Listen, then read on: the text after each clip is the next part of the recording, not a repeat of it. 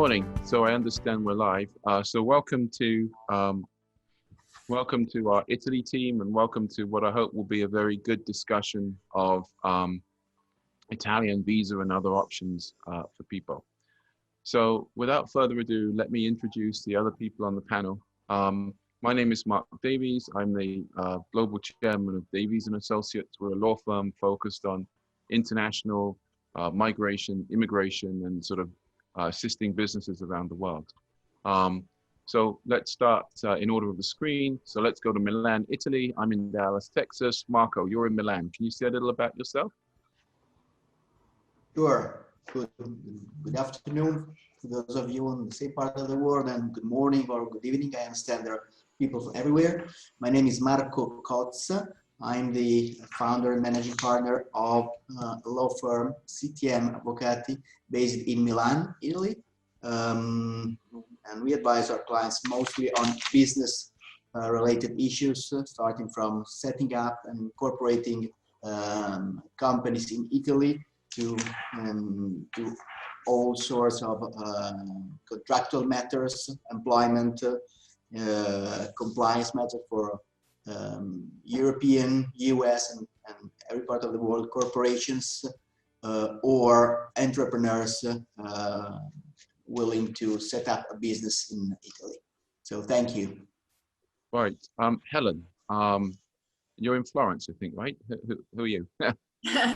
I'm actually just outside of Florence. I'm in a Tuscan town, a very pretty Tuscan town called Pontesieve. I'm the hello everybody, good evening, good morning, wherever you are in the world. I'm Helen Farrell. I'm the editor-in-chief of the Florentine, which is a magazine for Florence and Italy lovers all around the world, and we try and keep people posted on the arts, events, and various international issues that that Florence lovers like to know about.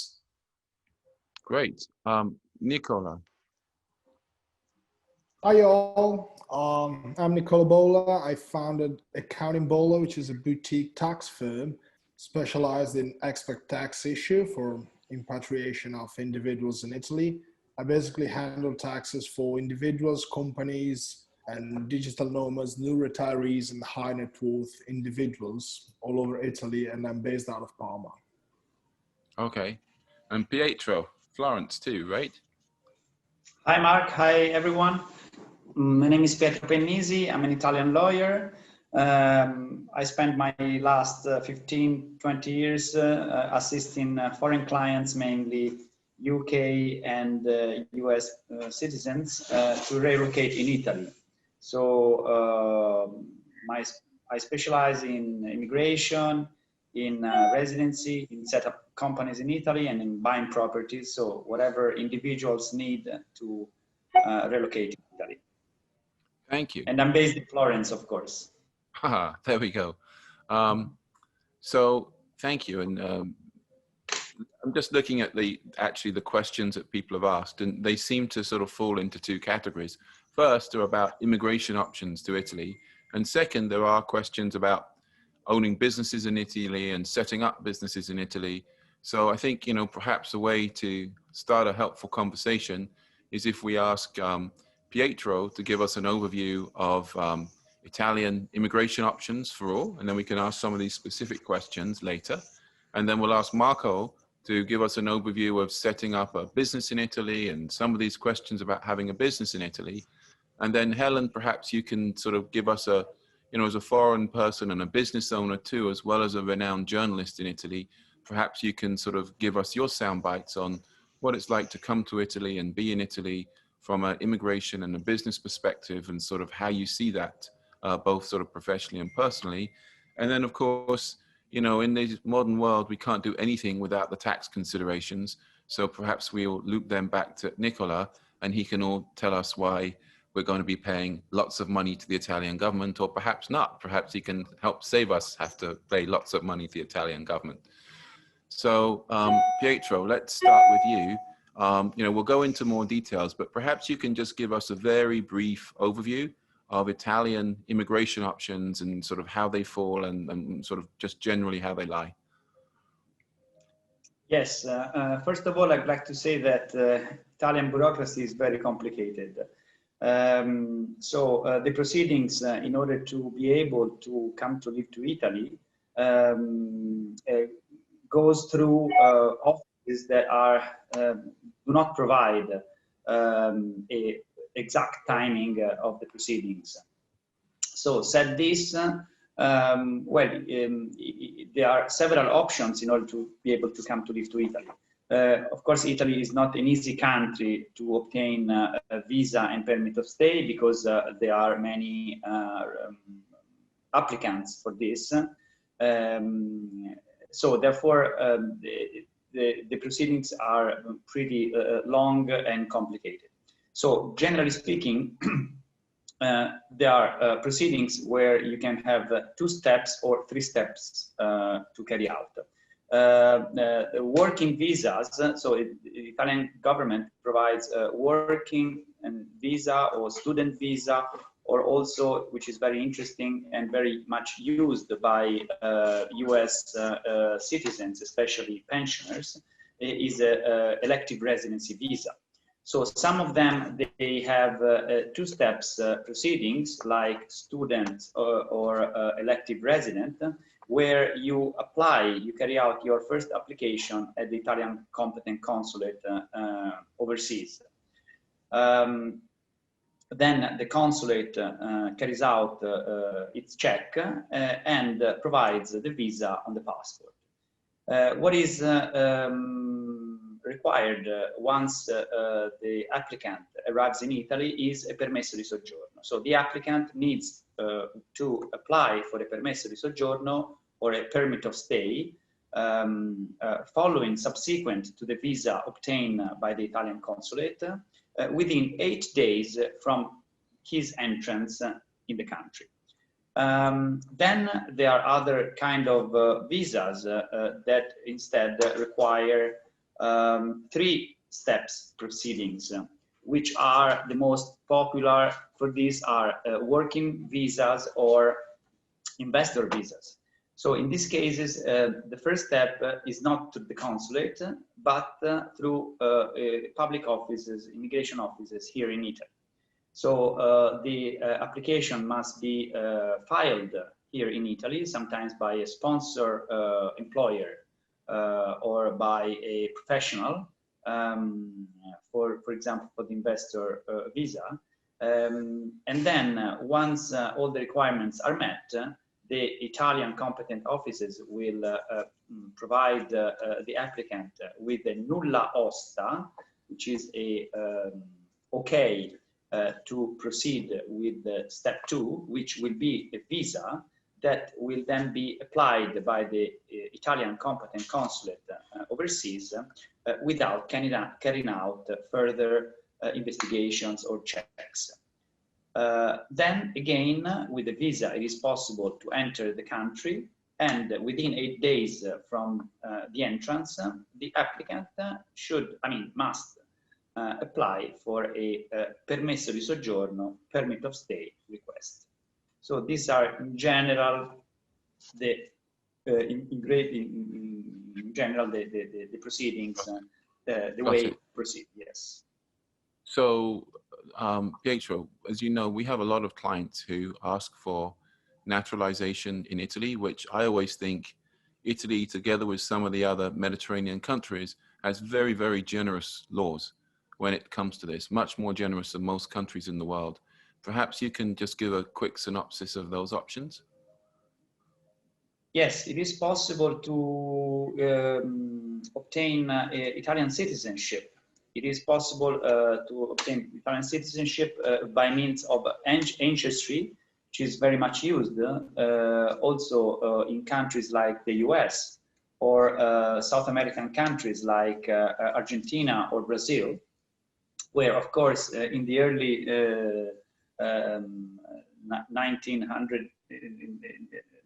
20th century, a lot of Italians emigrated. So they still have many families where they still have the ancestries by means of whom it is possible to become Italian citizen. Also, it is possible to obtain Italian citizenship by marriage. However, Italian citizenship is not provided for those who are born in Italy. So the jus soli, the so-said jus soli, is not recognized by the Italian government. And there is a big discussion among the parties in Italy about this matter.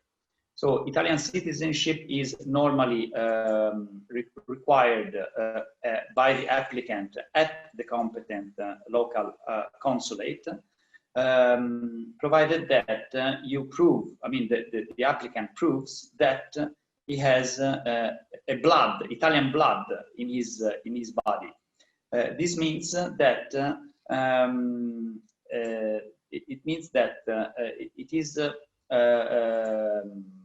there is Italian blood in the body when the descendancy has not been interrupted. So this means that every newborn in the descendancy must be born before his or her father or mother lost his Italian nationality or citizenship. So basically, if someone's Yes. living outside of Italy, they weren't born in Italy, but they can trace Italian ancestry, then it's worthwhile having a conversation with you to see if they can just obtain an Italian passport, because there may be some details for their specific case. Is that right? Yes, correct. Okay. We require a ancestry tree to understand who was the first person who emigrated from Italy, and then all the chain of descendants abroad. Of course, we will need then to collect all the relevant documents, I mean, to receive the documents collected by the client, and then we will check that and we will see if the client is eligible to obtain Italian citizenship. Gotcha.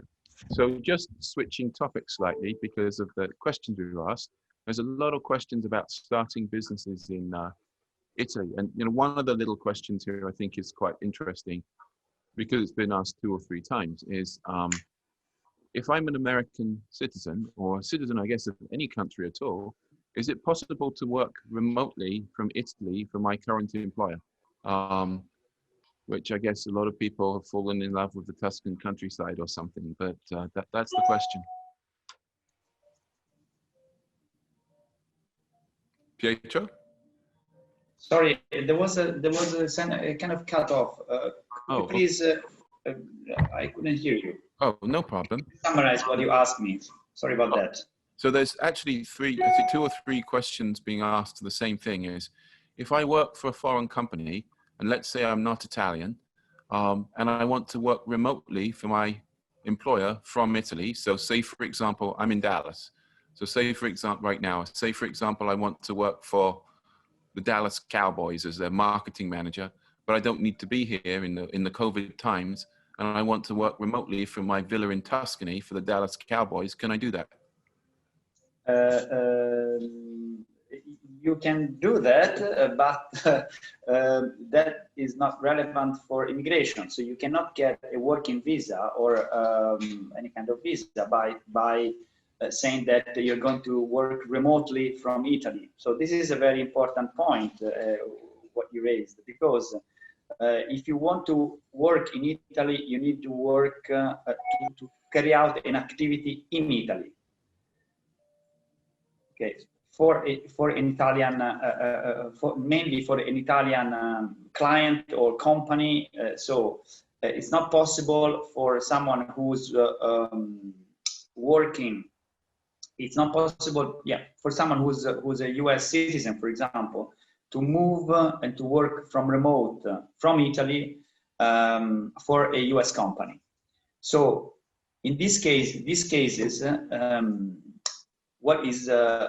what normally happens, but it's not fully legal, even though there will not be official checks normally, is that someone gets an elective residency visa, which is a visa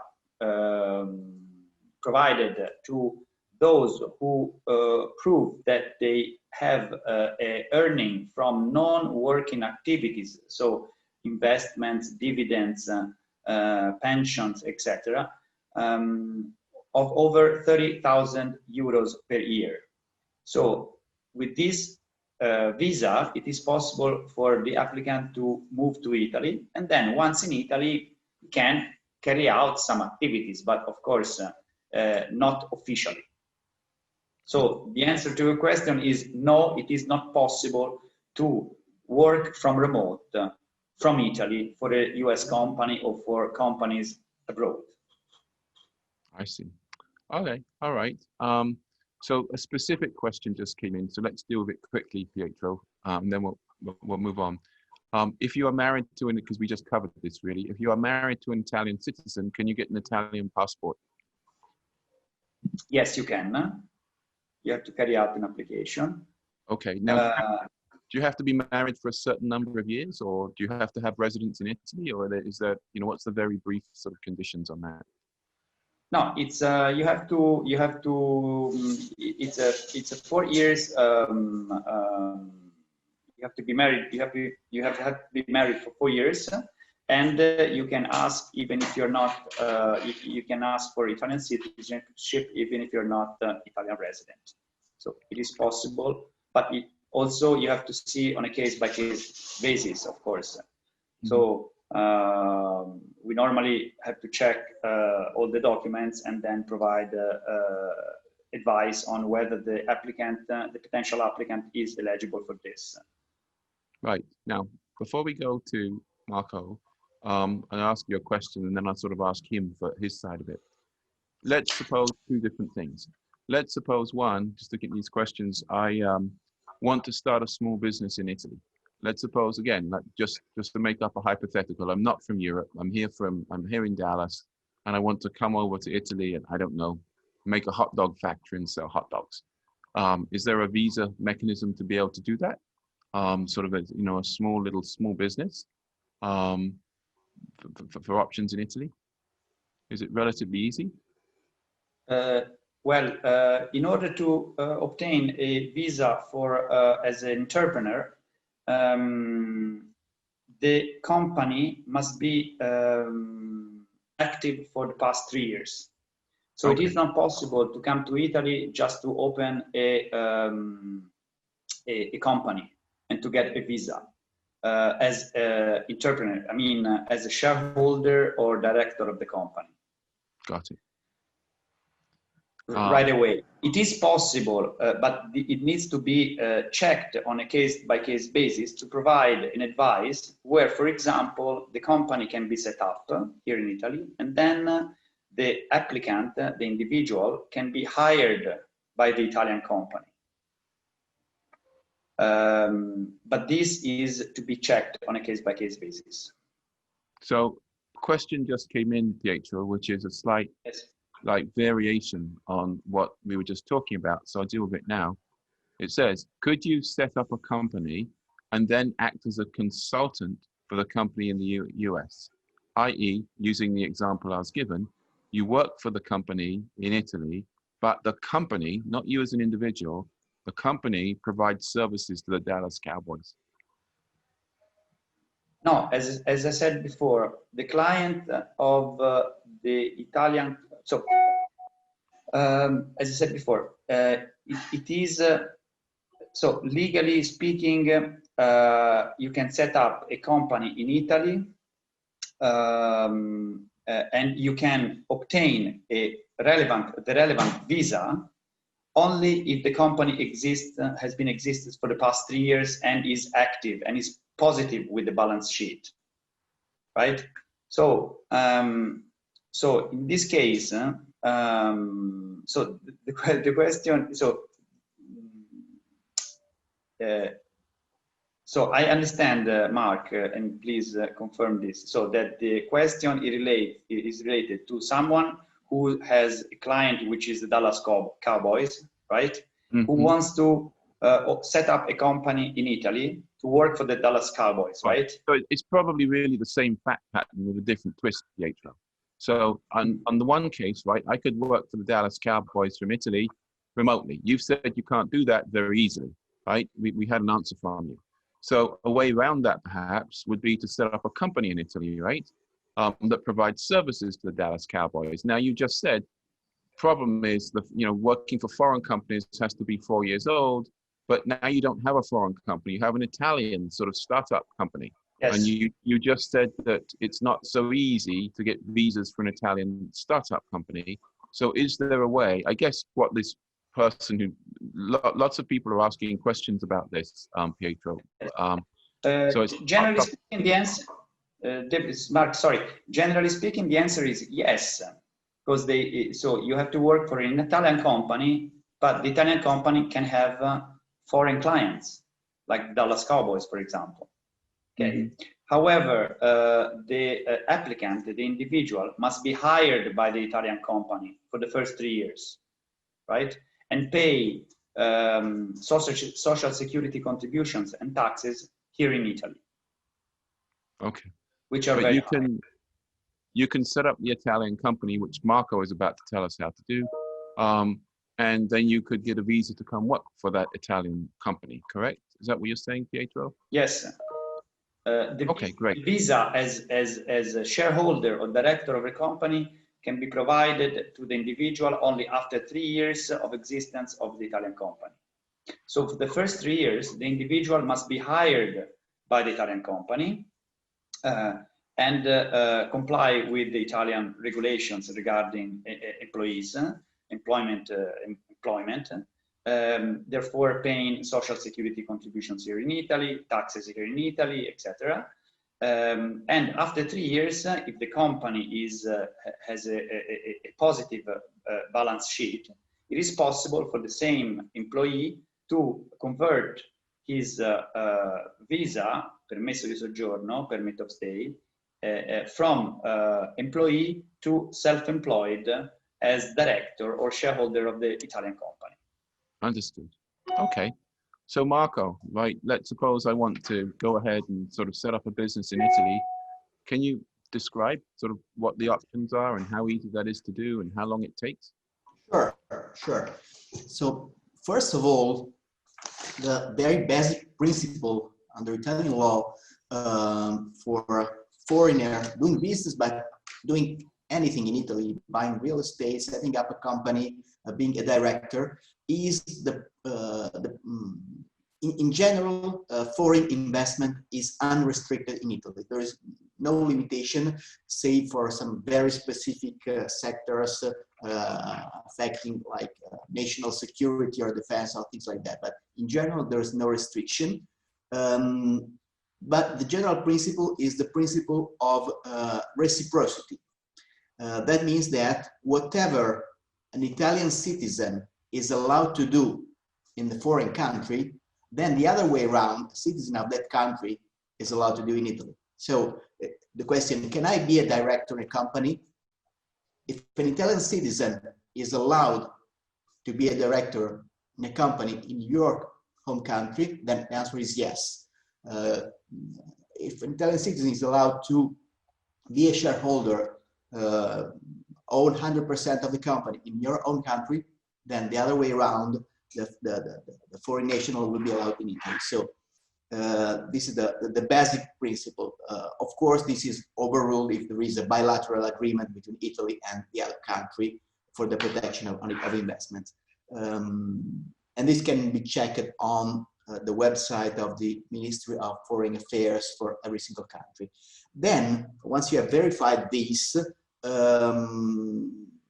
are various options, various kinds of companies. The two main ones are limited liability company and joint stock corporation, joint stock company. The limited liability company usually is advisable for medium or small size companies with a limited number of partners of shareholders. It has the advantage of limited liability, meaning that the owners are not personally liable with their personal assets for the obligations of the company, and the minimum capital is 10,000 euros, but only 25% of it has to be paid up front. The other type is the SPA, Società per Azioni, Joint Stock Corporation. It is used for larger companies. The minimum share capital, initial share capital is 50,000 euros. It can issue financial instruments, shares and bonds, and the shares are more easy to transfer. So it is usually recommended for a larger company with a larger number of shareholders.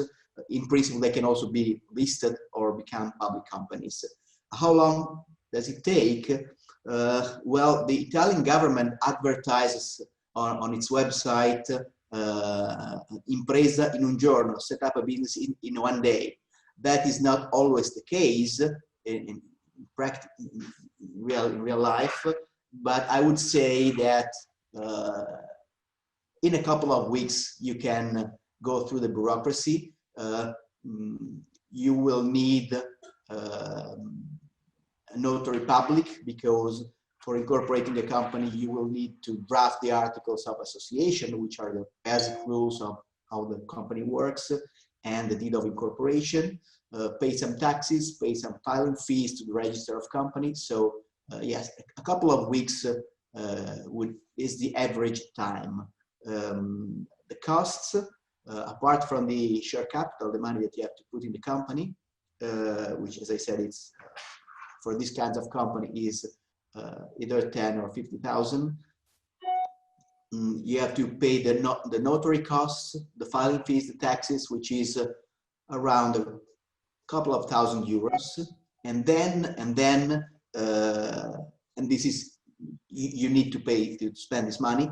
Then you may want to use an attorney to advise you for drafting the corporate documents, drafting the resolution, etc. And this cost may vary depending on whether you just want a template, a plain vanilla standard articles of incorporation, or you want specific clauses to be drafted to suit your needs, like a drag along, tag along, and whatever. If you want an English translation, and so on. So I would say that the legal cost would vary for another 2,000–3,000 euros up to 10,000 euros, usually on average. Then there are other kinds of company for very small business, like what we would call mom and pop store. I will not go into details, but the main issue is that yes, they are easy to set up. Yes, they have very low costs, but there is not limited liability. In other words, for these other kinds of companies, the partner or some of the partners would be personally liable for the obligations of the company. So unless it's a very small business, like a small shop or a small restaurant or things like that, I would not recommend them. Gotcha. There's people asking very practical questions here. So one of them I'll ask you, Marco, then I'm going to come to Helen. So someone's asking, and I think it's, I mean, I don't know Italian employment law, but I do know US and UK. In my experience, especially new companies make a lot of mistakes when coming to America by not having the right type of employment agreements in place.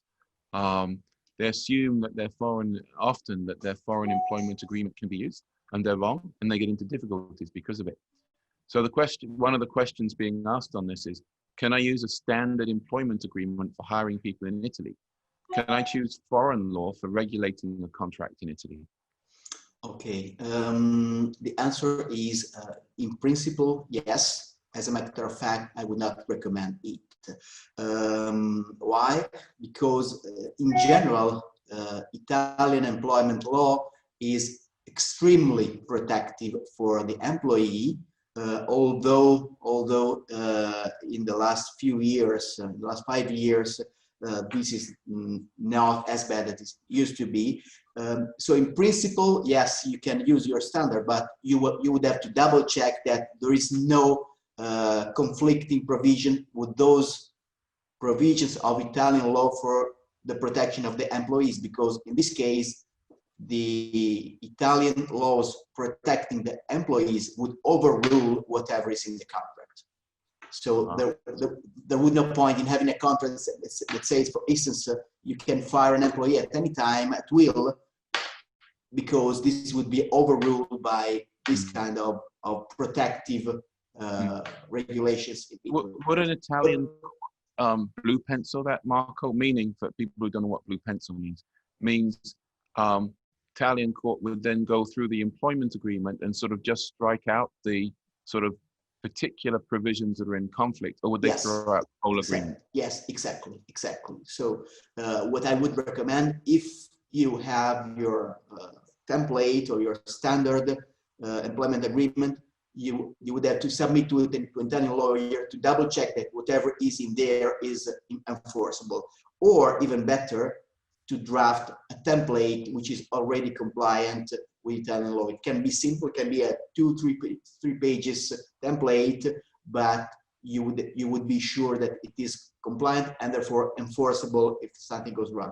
Regarding the language, there is no provision of Italian law saying that a contract must be in Italian.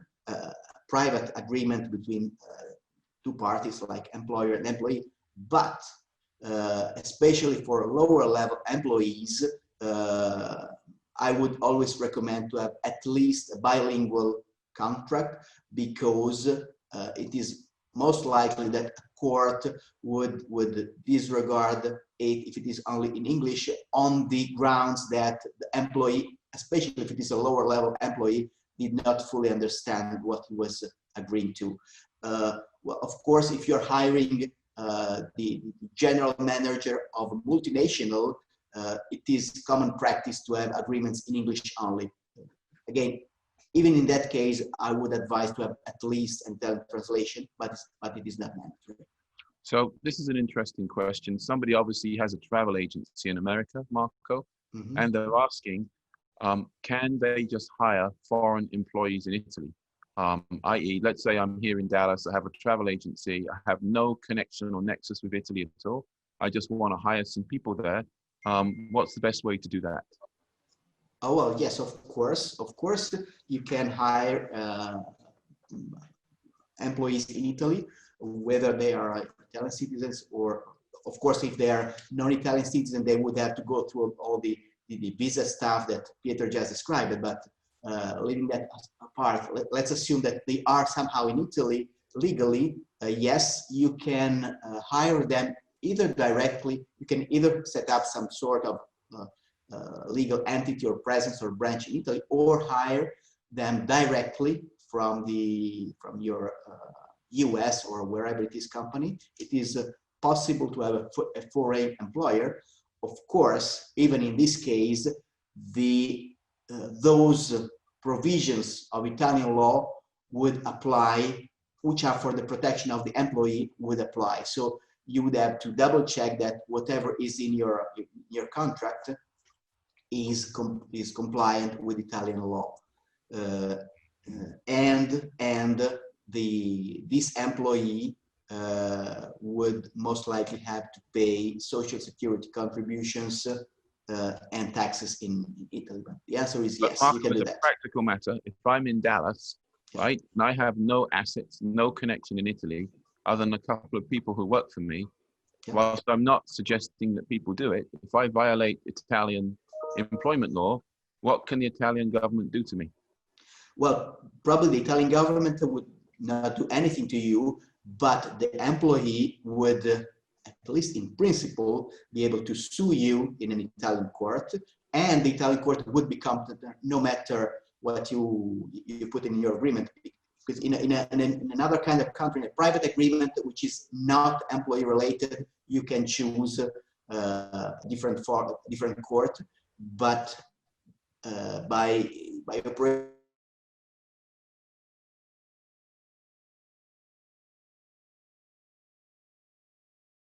where the employee is working, or where the company has its office in Italy. So if this employee sues your company in an Italian court, the court would be competent. He could ask for damages, for whatever he wants to ask you based on the law and based on the contract. And then, of course, he would have to enforce this decision under international treaties in your country, like in your example in the US. But yes, so the answer is the government probably would do you nothing. The employee could still sue you in an Italian court. So Nicola, we've got a lot of ideas here. Can you talk to us about some of the things we need to bear in mind from a taxation perspective? You know, if I want to do business in Italy, if I want to move to Italy, some of the topics that have come up, perhaps you can guide us through some of the considerations from a taxation perspective. Yeah, absolutely. So whenever you decide to move to Italy, you're not just moving yourself, but you're also possibly moving your tax residency.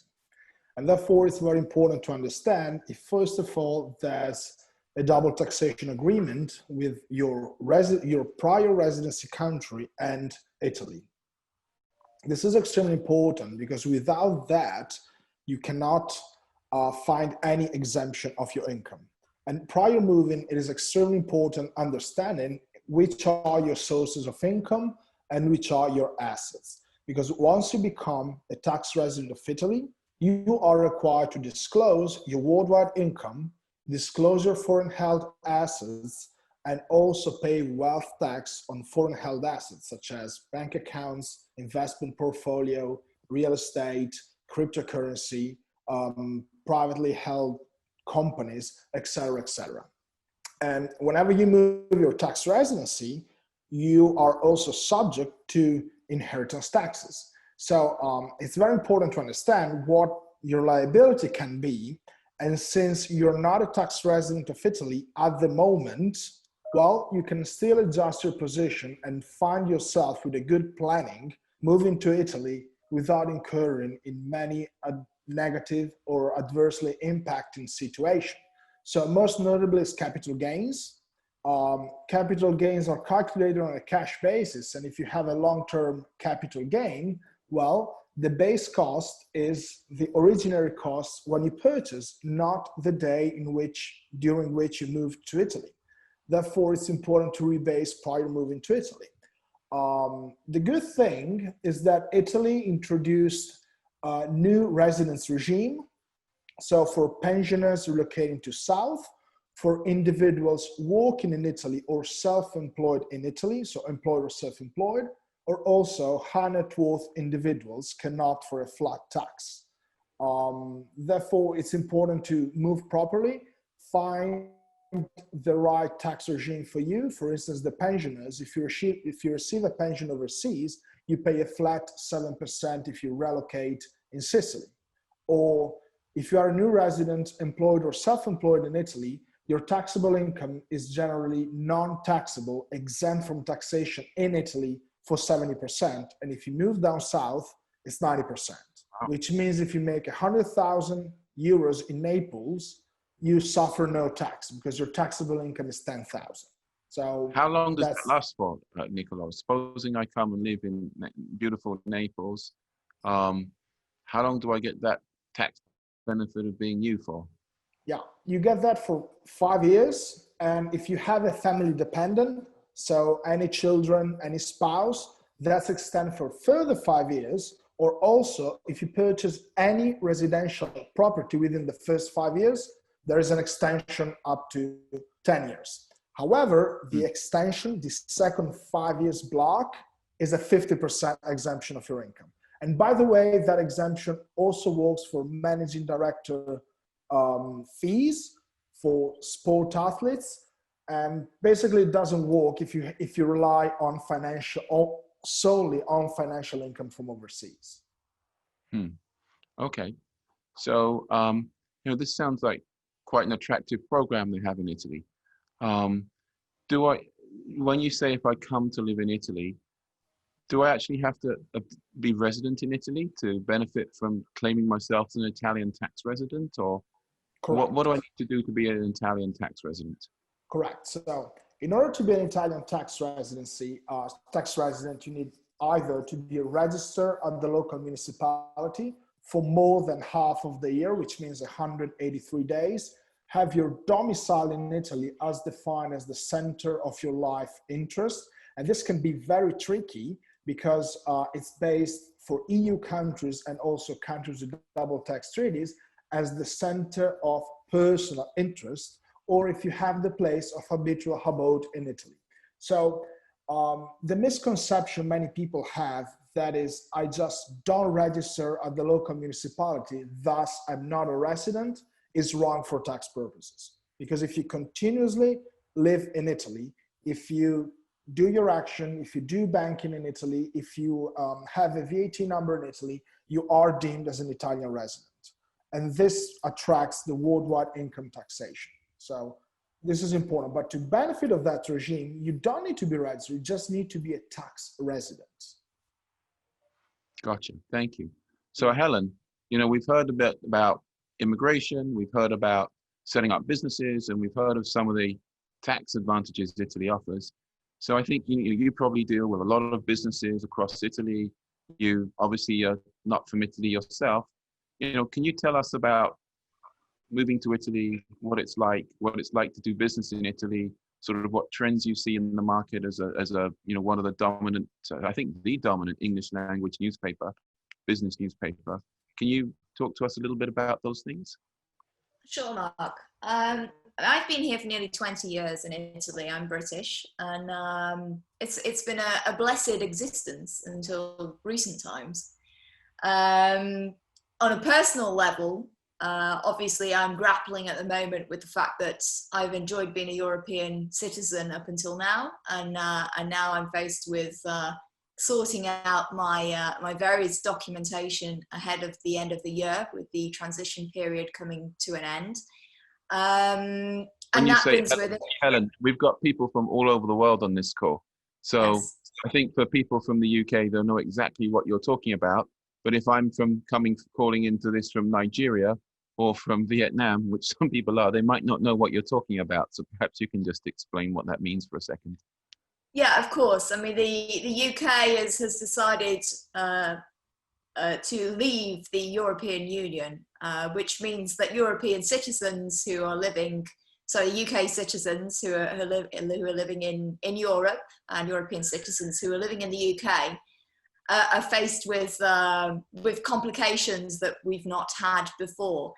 And that's, has an effect on our daily lives and our right to, our various rights that we've always enjoyed up until now. So these are issues that are complicated, and we're coming to the end of this 12-month transition period, and we're faced with finding solutions to that issue. So, and that's something on a personal level that, as a British citizen living in Italy, I am, coming to terms with the idea of asking for Italian citizenship, like the psychology as I've been here for 20 years. In terms of on a professional level, I'm actually an employee. I'm not a business owner. But I am involved in the day-to-day management of the magazine, and it's a complicated reality. We're an Italian registered business with international employees, and that brings with it various challenges. Taxation is an issue. It's not easy to employ people over here and make sure that they have the right recognition and remuneration and everything else. So there are various issues that we face in terms of topics that we're seeing as a magazine at the moment. There is a huge, overwhelming amount of interest in moving to Italy and relocating here on several different levels. A few days ago, we published articles about planning a sabbatical and moving to Italy, and we saw a real uptick in traffic.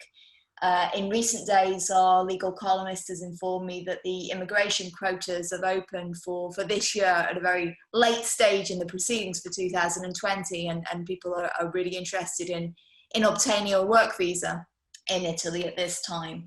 So, I mean, this is, in many ways, there's never been a better time to consider relocating to Italy. I think a lot of people are considering a place where the lifestyle is more gentle and the pace is slower, and our lives are enriched by beauty all the time. So, I mean, these are the sort of the various issues that we're facing. Somebody today wrote in and with an article about the work from anywhere trend, and I think this is something that we can all consider at the moment as a possibility. So Italy is looking like an interesting proposition for many people. I'm sure that's why many people are joining us today, and this session will prove interesting from that point of view. The Florentine as a magazine tries to cover all of these different issues, so that we try and provide our readers wherever they are in the world. If you're in the US, the UK, the Philippines, Australia, Italy is an interesting proposition, like I said, and we hope to be able to work, with the likes of you, Mark, and your team, and guiding people to make this choice, this decision to move to this wonderful country. You see interesting things in Italy, like for example, there's these things whereby certain towns in Italy are giving property away or selling it for €1. I mean, it sounds like Italy's desperate to get sort of the right kind of immigrants and is bending over backwards. Do you see that, Helen, or how receptive is Italy to foreign people coming in and buying property and living there? It depends on the level that you're talking about. On a government level, I think there is a huge interest. There's been various incentives that the Italian government has brought in terms of the flat tax issue and various. They're trying to attract high income residents internationally to come and live here. There is so much more that the government could do, certainly on a regional level as well. I mean, Tuscany is quite an interesting proposition. We have a website, Invest in Tuscany, which is a regional operated incentive that they try and offer information to people who want to move here. Italy is an interesting proposition. There are various temptations, these €1 properties that come up from time to time that people talk about.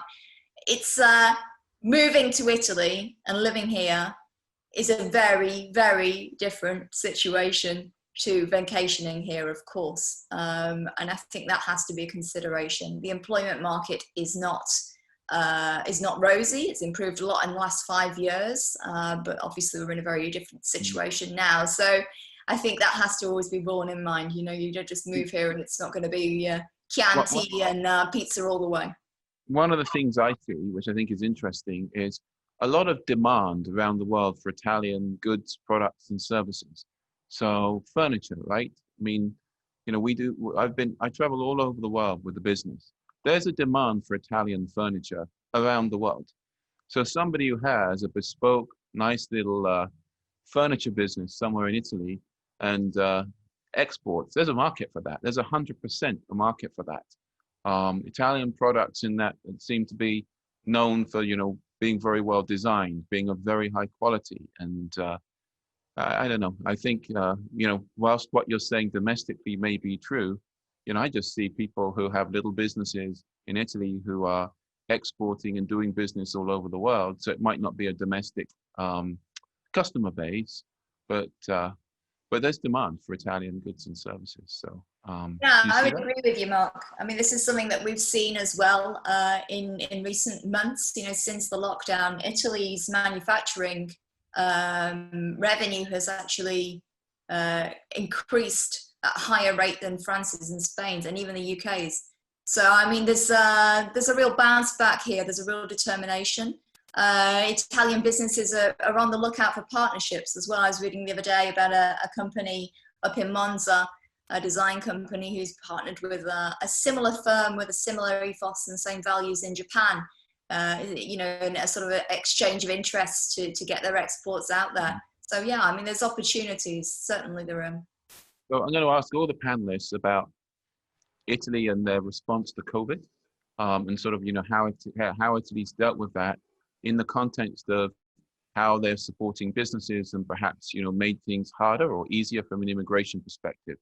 So Helen, seeing as we were just talking to you, perhaps you can just give us sort of a bird's eye view from your perspective on that, and then we'll get sort of into the nitty gritty with the other panelists. Yeah, I mean, it's a challenge, obviously. Italy was the first country outside of the first European country to be hit by the pandemic. We've rallied as a nation, and that's resulted in a huge amount of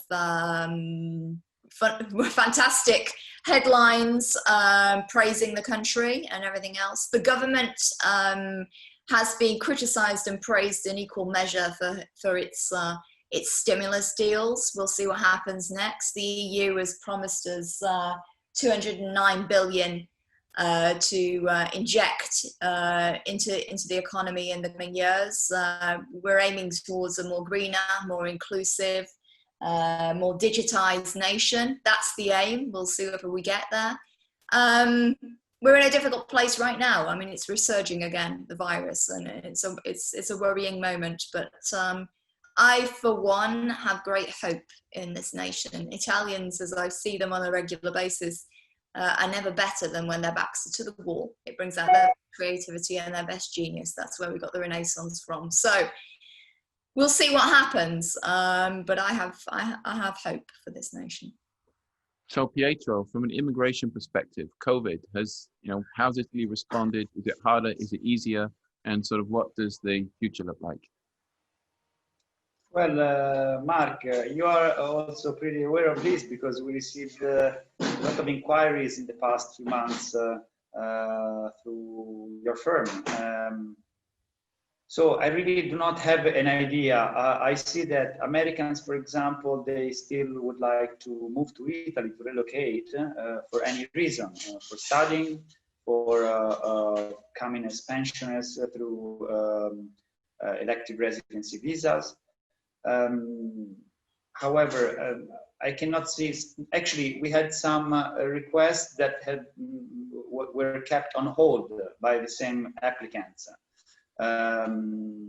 meaning that they wanted to wait for a while because maybe they didn't want to do the big step during the COVID, also due to personal issues in the States. Really, I cannot say something black or white regarding this issue. But for sure, Italy is still a very interesting country, and it's still, we have a lot of inquiries, even due to the COVID. I would like to add something about this, which is that the Italian government, through the consulates, are not currently allowing the issue of some kind of visas. For example, elective residency visa are currently suspended.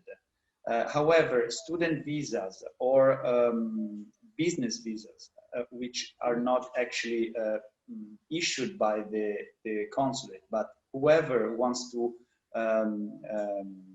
move to Italy, to fly to Italy, sorry, on business, he can do that by proving that he has a business to carry out. So a sort of an invitation letter from an Italian company or partner is normally required, and just with the passport it is possible to enter the country. Then I was saying that student visa and working visas are currently allowed. So also investor visas are also allowed at this stage. So we'll see what the COVID, the developments and the new ruling, if there will be, hoping that those who want to come to Italy to live, relocate as pensioners by means of an elective residency visa can do this very soon. So really fast question, someone's asking, which I guess is maybe related, maybe not, is what are the health benefits requirements for a new person relocating presumably to Italy? Sorry, Mark, the new requirements? So what are the health benefit requirements for a new person relocating to Italy? I think what the person's asking, Pietro, is if I want to move to Italy, what are the requirements? Sort of, are there any sort of health restrictions, and then what healthcare benefits are available, and how do I access them? But I think that's probably within the scope of this question. In relation to the COVID? It doesn't say, just maybe generally, right? And you perhaps Yes, COVID. normally, yes, the visas are, you know, in order to obtain a visa, it is necessary to have a health insurance coverage. So it is possible to purchase health insurance coverage here in Italy simply with a private health insurance for a minimum of 300, 400 euros per year per person. So it's not a big issue. It is possible to comply with this requirement by purchasing an insurance coverage, a policy here in Italy. So. Okay. All right, Marco, so coming to you, you know, in the United States, there's been a lot of support for foreign business owners of US businesses who are abroad. And people have been sort of very positively surprised by that. So in Italy, how's the Italian government supported businesses? And, you know, is that available to new businesses if I just started one, or sort of how does that all work out? Yes. Well, first of all, I have to say that in Italy there have always been several opportunities to access public financing or various kinds of subsidies or tax relief for supporting companies or foreign investors, and this can come from the EU, the European Union, from the Italian state, down from the regions, and even from provinces in general. Now, as a reaction to the COVID pandemic, the Italian government has destined a huge amount of money to the support of businesses. Yes, that includes new businesses, Italian companies, foreign companies doing business in Italy, both as direct financing or as various source of tax reliefs. Probably the issue, as it has always been, is that the government makes great announcements, and actually the money probably is really there, but sometimes the bureaucracy to actually apply and access this money can be a problem. In order to properly apply, most of the time you would need a specialized consultant, because the application process can be complicated, and the timing can, let's say, is not always as fast as the companies would need. But yes, there are, the program is huge, and we are starting to see the first effects and results now. So I think the government has been doing a lot, but there is still a lot to be done. Gotcha. Okay, so supported. So Niccolò, like from the taxation perspective, how's Italy handling that? And I'll just throw in this additional question, which is not really COVID related, but okay, which is about capital gains tax. So this question is about somebody who, I guess, effectively trades stocks and shares. And if the stocks and shares, if they come to Italy and the stocks and shares are foreign, would they be subject to Italian CGT, and can they shelter themselves? So let's start with the COVID question, and then maybe you can address that little question. Yeah. So COVID was extremely challenging on the tax side, and at the moment they did not introduce tax breaks as we expected. What has been done, there's been some support for companies and entities already operating in Italy, but as Marco said, well, there's a claim, and then what matters is when the money is being paid out, and there's been some delays, which many entrepreneurs did not like. And on top of that, the fact that there cannot be dismissal until December 31st is another cash crunch problem that many entrepreneurs will face. They promised reliefs, but yet to be totally completed. And on the other side, the tax office has been reduced our working hours and admission to the premises.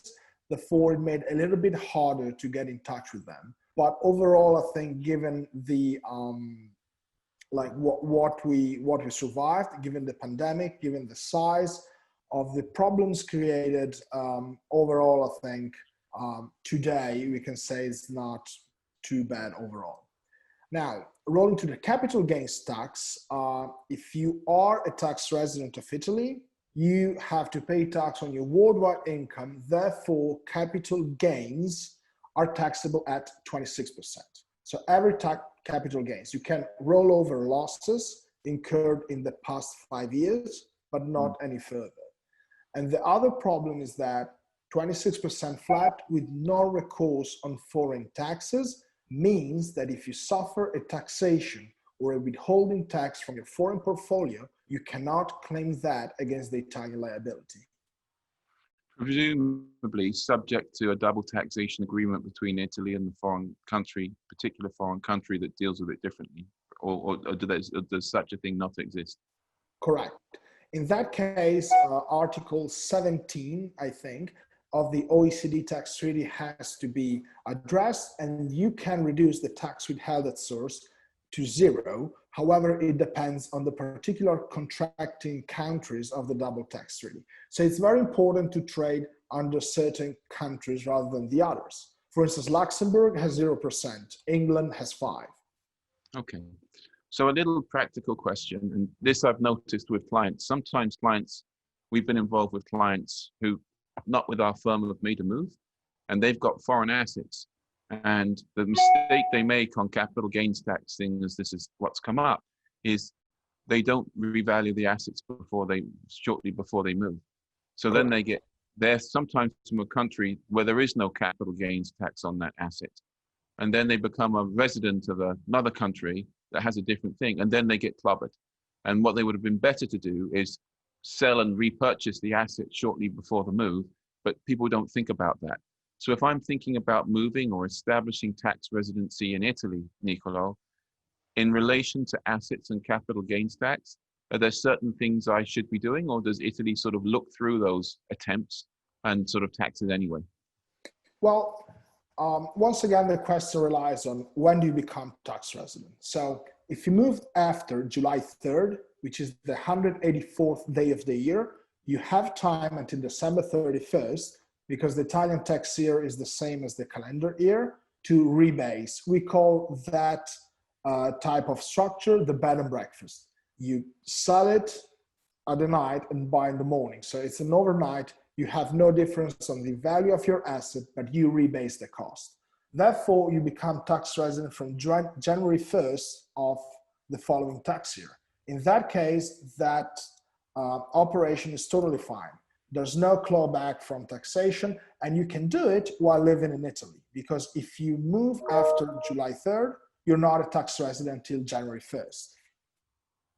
Okay, thank you. So the answer to the question is yes, you should address this issue. You think it through and take advice on the capital sort of cost basis of your assets before you become a Italian tax resident, although perhaps there's a little bit of wiggle room with it actually in Italy, what you don't have in some countries. Marco, I'm going to read this question. I think we talked about it before, but not Marco, sorry, Pietro. I think we talked about it before, but perhaps there's still some confusion. With COVID, most employees are working remotely anyway. Many companies are considering more WHF benefits, and work from home, I assume, benefits.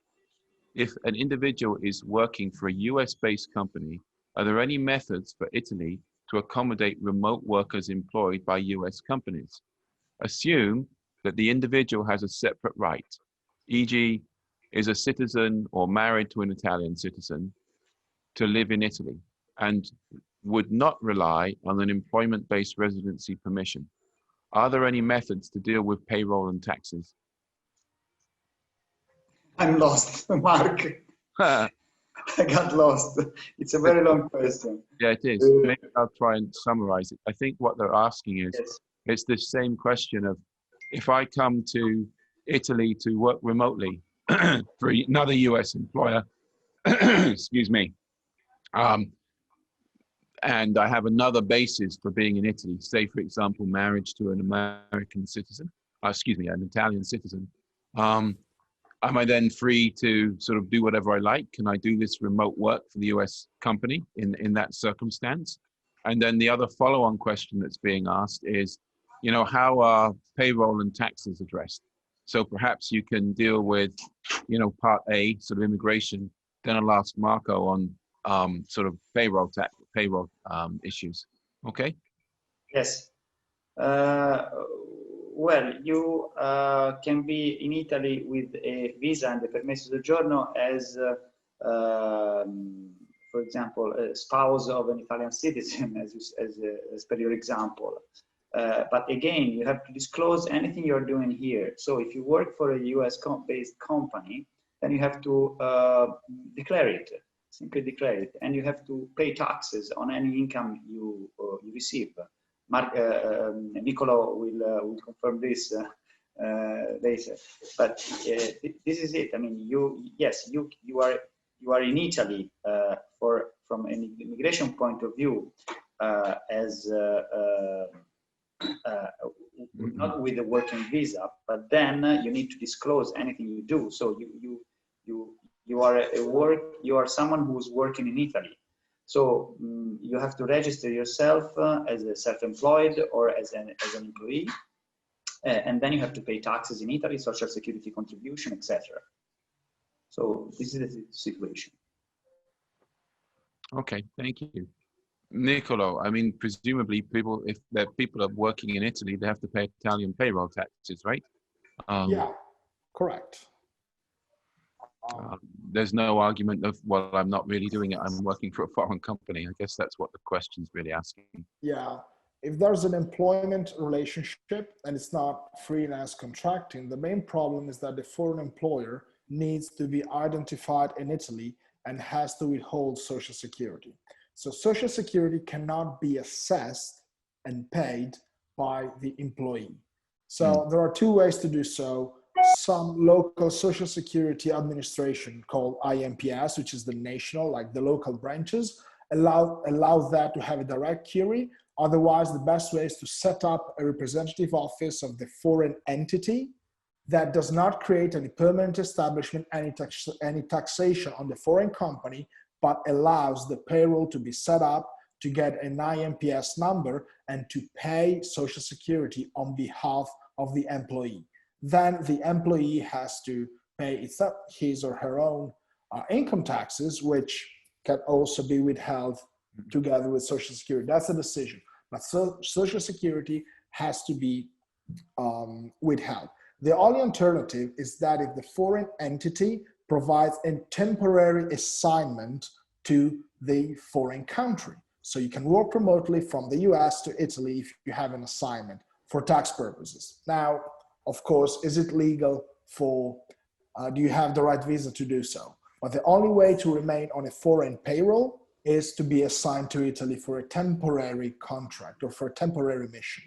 How do they define temporary for that purpose? What does temporary mean? Well, that depends if it's EU, non-EU, double tax-free, but normally it's up to 2 years.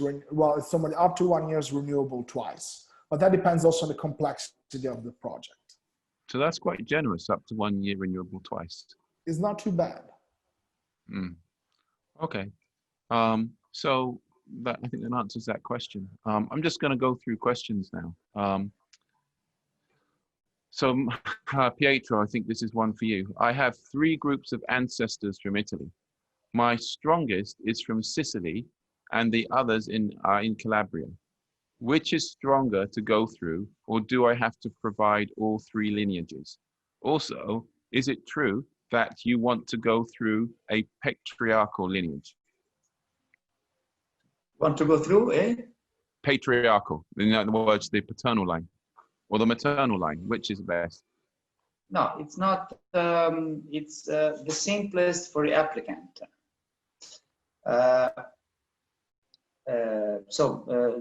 The simplest, I mean, the one that that is for which it's easier to get all the relevant documents. So normally documents required are all the birth and death certificates and marriage certificates of all the ascendants. So it's not a simple search. So it is possible from both sides, both maternal and paternal lineage. Okay, all right. Now, let's suppose that I can easily evidence both the maternal, let's suppose I live in Brazil, right, Pietro, and I can prove both a maternal and a paternal lineage. Is there any advantage to one over the other, or are they the same? Well, the only advantage is that before 1948, if there was a lineage with a woman before 1948, then the law stated before this date that mothers could not pass Italian citizenship to their children. Okay. However, this law, which was previous to 1948, has been declared unconstitutional. But there has not been a new law applied that modified the previous law. So what happens is that if someone in the lineage, if there was a woman in the lineage that passed citizenship to a child born before 1948, the application is not going to be carried out at the competent consulate, but at the court in Rome. Okay, so this is the difference. But however, all the documents to be collected by the applicant are the same. So what we do is, instead of checking all the documents and put them in a sort of a package to be filed at the competent consulate, we will need to draft a summon with which we will summon the Italian competent ministry and request the Italian judge at the court in Rome to confirm citizenship of the applicant. Okay. So sounds like it could be easier under certain circumstances. The male lineage route could be easier depending on the circumstances, right? Because you might be able to avoid having to go to Rome. Is that what you're saying, Pietro? No, going to Rome is not bad. It's not something bad. Actually, it might be faster to request citizenship through the court of Rome than through compared to some consulates. Some consulates are very, very late in providing citizenship. You know, normally it's a 2-3 years process from the filing of the application. Some consulates, I know that they take much more than that. So up to 7, 8 more years. Therefore, through the Italian, through the court, but only provided that the condition is met, so that an ancient was an Italian lady who passed her Italian citizenship before 1948. Then sometimes, again, it's better to go through the Rome court. Got it. Thank you, Pietro. Marco, I'm going to ask you a question that isn't on our questions, but I've been asked it once or twice. Is if somebody in Italy owes me money, a business in Italy owes me money, right? How easy is it to collect? Well, I've been asked this question several times. I would say on a weekly basis, and I regret to say that it is better to seek advice from a lawyer before supplying your goods or service or whatever to the Italian company, and get some sort of guarantee collaterals or do some checks on the credit worthiness. So take some measures before facing the situation. But if you reach that point where someone owes you money in Italy, I regret to say that it's not fast to collect your money. I don't say that it's not easy, because the process it's quite simple. Basically, you know, and it's very similar to other places in the world. First, your attorney would send them a letter. Then they would send them the payment demand, which is served by a court bailiff, and then your attorney would file. If they still are not paying, the attorney would file an application to court to obtain a payment injunction from court. And this, since few years, well, maybe 10 or 15 years now, can be also done by your attorney electronically online without physically going to court. The problem is that, especially in some court, now Pietro was talking about the Court of Rome regarding immigration issues, saying that it's not bad. Well, when it comes to ordinary litigation and that collection, it can be very bad and very slow. So the process is simple, but it can take years. I regret to say it can take years, especially if your debtor files an opposition on whatever grounds, saying that the goods were not conforming, or there was some disagreement or some facts or whatever. It can be very long. So my advice would be, when doing business in Italy, take the appropriate guarantees before, especially if the amount is large. Make sure you consult a lawyer before facing a situation where you have to collect money. Somebody is asking if we do these types of meetings on an ongoing basis. So yes, we do. And, you know, if you're listening and there's particular sort of areas you'd like a focus, you know, please contact us and let us know, because I'm sure all of the panelists would be delighted to have another webinar that focused on a particular topic, or, you know, particular thing of issue. With that said, you know, we've been going for almost an hour and a half. We've managed to keep most of the attendees awake. So, you know, I'd like to sort of wrap up with some comments. Obviously, people are available. Nicolo, there's several people asking if they can consult you individually for tax advice. And I'm assuming you're telling people that you've got enough clients and you don't need any more, so you won't be able to help anybody. But why don't I let you speak yourself as part of your sort of wrap-up comments, and then I'll come to the other two. Yeah, sure. Well, I mean, of course, I'm very glad to help. And I would like to take the segue from Marco that whenever it comes to business and taxes and immigration, it's extremely important to plan ahead. You cannot fix stuff today for yesterday. So if you want to enjoy the best experience, like the Italian lifestyle, the Dolce Vita, well, I mean, you better prepare ahead of your taxes and minimize the liability. Otherwise, the Dolce Vita can turn into a nightmare for tax purposes. So, of course, glad to help. Great. Pietro, do you have some sort of closing thoughts? No, thank you very much, Mark. Yes, I follow what Nicolo just said, that it's very important to have, to organize in advance, to have prior legal and tax advice on the project to come to live to Italy. Because it happened many times that during the course of action, during the proceedings, some applicants, they fall, and then it's very hard then to come back, to raise from a fall.